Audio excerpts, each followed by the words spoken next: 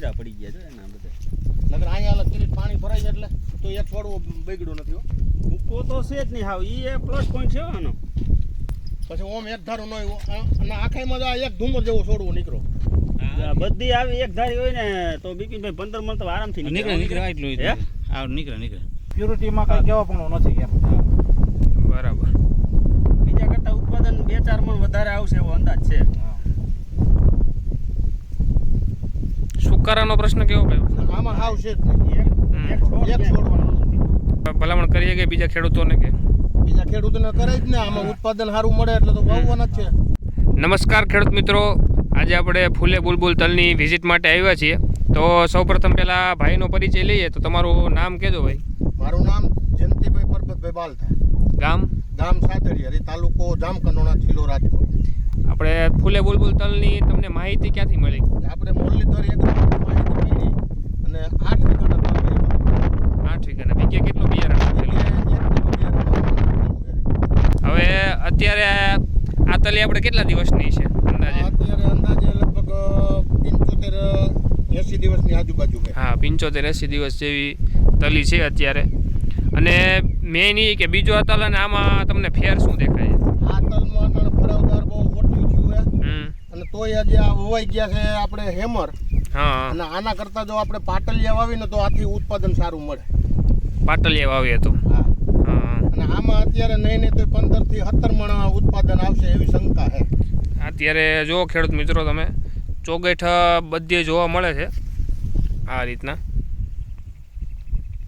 અને બીજું તમારે શું ભાઈ તમે કહેતા હતા ઓલું ઝુમખામાં? ઝુમરનો પ્રશ્ન નથી આમાં. હા, ઝુમર આમાં એવું કંઈ છોડવા થતા જ નથી ધુમર વાળા.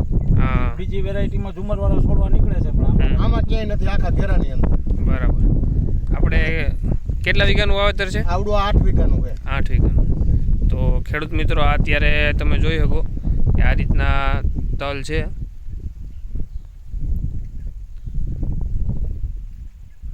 બીજું કે તમે કેટલા વર્ષથી વાવો તલ? હું ઘણા વર્ષથી વાવું છું પણ એકાદું વર્ષ વસારે નહોતું વાવ્યું. પણ બીજી બધી તલી હોય ને એટલે એ આના જેટલું ઉત્પાદન નથી આવે. ફૂલે ફૂલ તો પહેલી વાર વાવ્યું છે. આવડું આ તો પહેલી વાર જોવાનું છે. અત્યારે તો હોટીયું સારી દેખાય આ બધી ભરાવતા. બરાબર. બિપિનભાઈ, હવે તમે રિવ્યુ જણાવજો કે કેવાક છે તલ અત્યારે? હું કિરીટભાઈને પૂછીશ. સાજડિયા ગામના કિરીટભાઈ શોધિત આપણી સાથે છે. હા. કિરીટભાઈ, આ અત્યારે આપણે 6 નંબર બધા વેરાયટી વાવે છે તો તમે 6 નંબર પણ વાવેલી છે અને આ પણ વાવેલું છે તો એમાં તમને બેમાં શું ડિફરન્સ દેખાય છે? મને અત્યારે તો આમાં ઝુમરનો પ્રશ્ન હાવ નથી દેખાતો અને હોટા સારા છે એમ ભરાવદાર.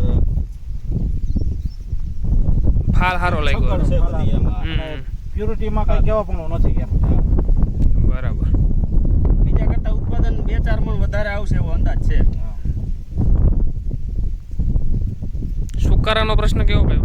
આમાં હાવ છે જ નહીં. ભલામણ કરીએ કે બીજા ખેડૂતોને કે બીજા ખેડૂતોને કરે જ ને. આમાં ઉત્પાદન સારું મળે એટલે તો વાવવાના જ છે. બરાબર. આ બધી હોટિયું જ છે. આમાં બધા દાંડા જ ભરેલા છે જો. આવા છોડ થતા હોય તો આમાં અને આ બધું વલે કઈડ ઉપર વટ આવી ગયેલું છે. આ તમે આમ ઊંચું કરો અહીંયા તો આ બધું નમી ગયું છે. આમ જો વાઈટ લાવ્યું સાથી થોડું ઘટવું રહીએ. તો આપણે કિરીટભાઈ અને જેપી ભાઈને પૂછીએ વાવેતરમાં શું ફેરફાર કરવાથી ઉત્પાદન હજી આમાં વધે એવું છે? આમાં પાટલિયું વાવેતર કરો તો ઉત્પાદન થોડુંક વધે. સેમરની જગ્યાએ પાટલિયું ઉત્પાદન. હા, પાટલિયું ઉત્પાદન કરેલું હવા મળે તો બધું એમ કે આવા હોટા જ થાય બધા. થાય આવે. એટલે હવે ઉનાળુ વાવેતર કોઈ પણ ખેડૂતને કરવું હોય તો હા, પાટલિયું કરાય. હા, સેમર કરતા પાટલિયું ના હેમર તો પછી ખાટું હોય તો નમે હોત અને દોડવા થોડાક ઓછા રહ્યા અને પારે તો એ હોટા જ થઈ જાય. હું પાટલિયું ને હવા મળે એટલે. હા. હવા મળે અને ટૂંકમાં ભેજ સારો મળી રહે. સારું મળે. ઉત્પાદન તો હરખું જ મને છે. એથી વધી જતું હોય છે પાટલિયામાં.